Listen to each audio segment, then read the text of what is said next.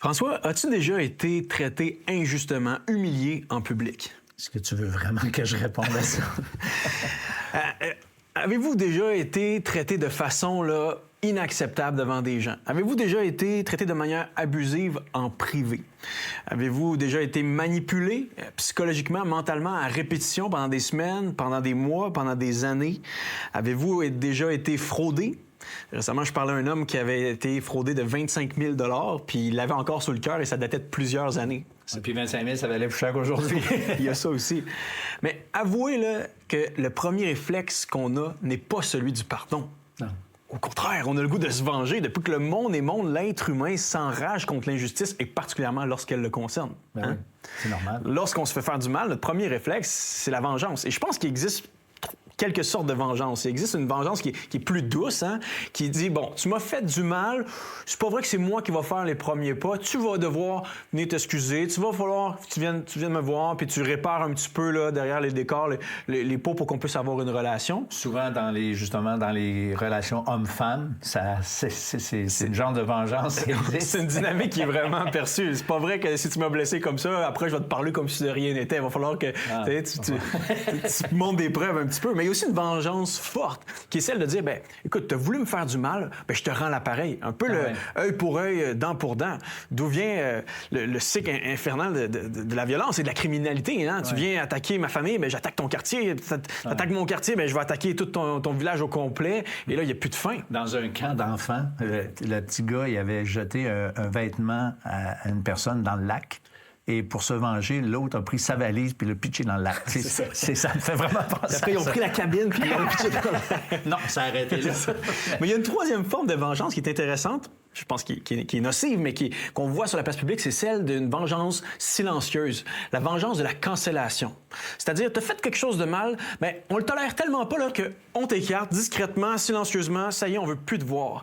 Mais c'est une vengeance qui existe depuis longtemps quand tu y penses. Hein? C'est comme le fait de dire, ben, c'est comme le divorce. Hein? Tu m'as fait tellement de mal que je te veux plus de ma vie. Ouais, t'existes plus, tu disparais. Ouais. Et je pense que c'est quasiment une vengeance qui fait plus mal, parce qu'au moins quand on réagit devant l'autre, on est encore conscient de sa présence et il y a quasiment quelque chose qui veut au fond réparer. Mais quand on dit va-t'en, t'existes plus, c'est une vengeance qui est irréparable quasiment. C'est quoi les motivations qui sont derrière ça, tu penses? Derrière la vengeance se cache certainement un sentiment de justice qui est une bonne chose, mais je crois qu'il est suralimenté par un orgueil humain démesuré. Tu vas payer. Tu m'as fait mal, tu vas payer. Et il y a vraiment le concept de la dette dans le pardon. Tu m'as traité injustement, eh bien, tu me dois quelque chose. Relationnellement, tu me dois quelque chose parce que tu n'as pas été correct. Et je pense qu'il y a des raisons logiques pourquoi on ne pardonne pas. Au niveau de la raison, le fait de pardonner, quand tu y penses, c'est pas vraiment raisonnable. C'est comme s'il y a une transaction entre deux êtres humains, je te pardonne, mais il n'y a pas de fait, il n'y a pas d'argent, il n'y a pas rien de matériel. Et même que si tu parles à des gens qui sont nés dans une culture de l'honneur, où est-ce que l'honneur en public est très important, l'honneur familial, tu leur parles du pardon, oh non, signe de faiblesse, signe de lâcheté. T'es mieux de tenir bien droit, puis attendre que les autres viennent te voir pour demander pardon. Ça existe, hein, cette culture de l'honneur-là, parce que, tu sais, il y a même une histoire là, de gars qui a tué sa femme et ses filles. Parce que c'est une question d'honneur pour lui. C'est quand même moi, tu sais, on a de la misère avec ça, mais ça existe. Oui. Et ce qui est malheureux, par contre, c'est que le non-pardon, il y a une culture de non-pardon, n'est pas sans conséquences.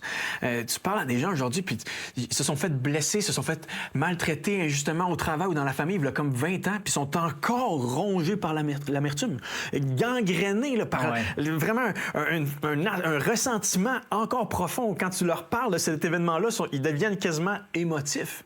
Le fait de ne pas pardonner fait qu'on reste hanté par les blessures qu'on se fait faire et on a plus tendance à reproduire ces actions-là envers les gens autour de nous. Et ça fait aussi qu'on a de la misère, certaines fois, dans des patterns relationnels. On a été blessé, puis là, on va commencer à blesser de la même façon. On parle même de répercussions physiques au non-pardon. Le fait de ne pas pardonner dans notre cœur peut créer un stress, peut créer une anxiété dans notre vie qui va nous empêcher de dormir, qui va nous empêcher de bien manger, de prendre soin de nous.